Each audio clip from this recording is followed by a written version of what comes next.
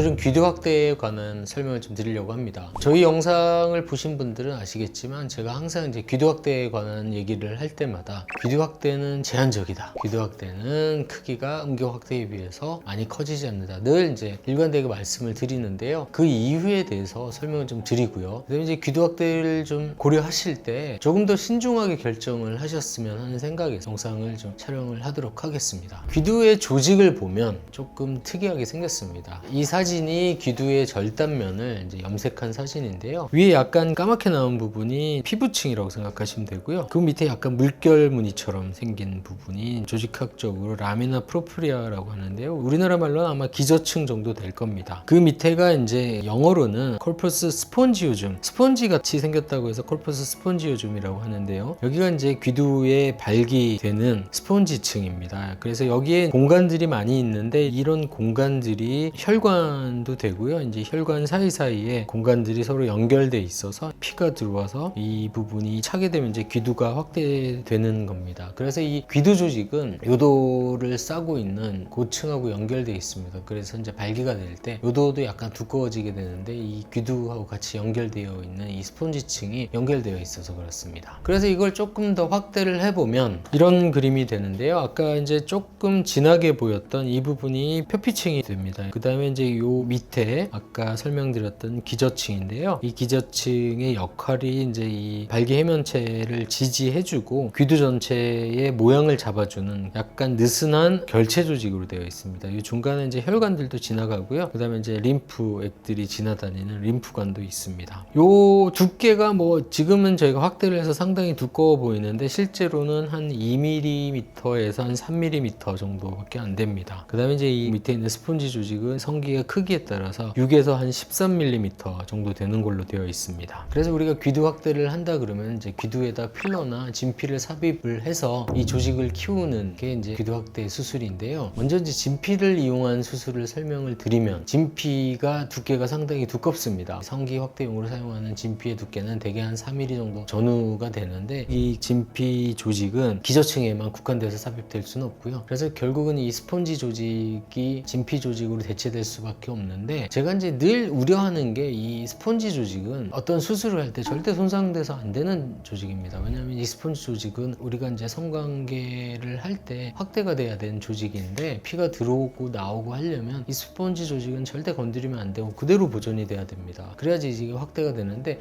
진피가 만약에 이 스폰지 조직에 들어가게 되면 주위 진피가 들어가는 공간뿐만 아니라 우리가 수술하기 위해서 지나가야 되는 공간이 전부 다 절개가 되고 결국은 그 부분은 다 흉터가 됩니다. 그래서 이제 귀두의 이 스폰지 조직은 전부 다 진피와 흉터 조직으로 대체될 수밖에 없습니다. 그래서 발기 전에는 조금 커 보일 수 있는데 발기 후에는 손해 볼 수밖에 없는 그런 상태가 됩니다. 그래서 제가 늘 진피를 이용한 귀두 확대를 할 때는 이 스폰지 조직을 그대로 보존을 하고요. 귀두 전체를 들어 올려서 아주 깊숙이 진피를 넣는 방식으로만 귀두 확대가 진행이 되어야 한다고 주장을 하고 있습니다. 그렇게 되면 이제 단점으로는 귀두 밑에서 이제 두꺼운 진피가 들어가서 귀두 전체를 들어 올린다 하더라도 이 푹신한 스폰지 조직 때문에 겉으로 봐서는 확대 효과가 좀 미진할 수밖에 없는데 스폰지 조직이 그대로 보존이 되기 때문에 발기할 때 손해보는 부분은 전혀 없다. 그렇게 이해를 하시면 될 것 같습니다. 두 번째로 우리가 필러를 주입하는 방법이 있는데 이 필러도 사실은 이제 아주 대량의 필러를 주입을 하거나 아니면 내 몸에 있는 지방 조직을 빼서 주입을 하는 경우는 용량이 뭐 10cc 뭐 이렇게 주입이 되기 때문에 결국은 스폰지 조직에 주입이 될 수밖에 없습니다. 그래서 이제 필러가 됐든 지방이 됐든 이 스폰지 조직에 주입이 되게 되면 그 부분은 다 유착이 되고 결국은 아까 진피가 삽입됐던 것처럼 필러를 싸고 있는 이 스폰지 조직이 필러나 지방으로 대체가 되고 이 필러나 지방을 싸고 주위에 흉터, 결체 조직이 생기기 때문에 그래서 저희는 어떻게 필러를 주입을 하냐면 이 스폰지 조직보다 조금 더 얕게 주입을 합니다. 그래서 가능하면 이 기저층에만 필러가 주입이 되도록 주입을 하게 되고요. 이게 또 얕게 주입한다고 너무 얕게 주입하게 되면 굉장히 표피층에 주입이 되게 되면 이게 울퉁불퉁해져서 굉장히 미용적으로 보기가 안 좋습니다. 그래서 이 귀두 필러를 주입을 할 때 필러를 주입해야 될 위치는 딱 기저층 여기에만 필러가 주입이 돼야 울퉁불퉁하지도 않고 발기될 때 손해보지도 않고 하지만 이제 많은 양의 필러가 주입이 될 수 없기 때문에 보통 한 4cc에서 한 5cc 정도 주입이 됩니다. 그래서 많은 양의 필러가 주입이 될 수가 없기 때문에 확대 효과가 제한적일 수밖에 수밖에 없다. 그렇게 말씀을 드릴 수밖에 없을 것 같습니다. 요약을 하자면 귀두의 조직은 굉장히 이제 특수한 조직이기 때문에 우리가 피부의 다른 부위하고는 이제 이 구조 자체가 다릅니다. 그래서 필러를 주입하거나 진피를 이식을 해서 확대 수술을 할 때 이 구조를 잘 생각해서 해야지 마구잡이로 하게 되면 발기 전에는 좀 커 보일 수가 있겠지만 발기 후에는 그 부분은 발기가 전혀 안 되기 때문에 굉장히 많이 어색하거나 손해볼 수밖에 없습니다. 그래서 귀두 확대를 고려하신다면 이런 부분까지 좀 신중하게 고민을 좀 해보셨으면 좋겠습니다.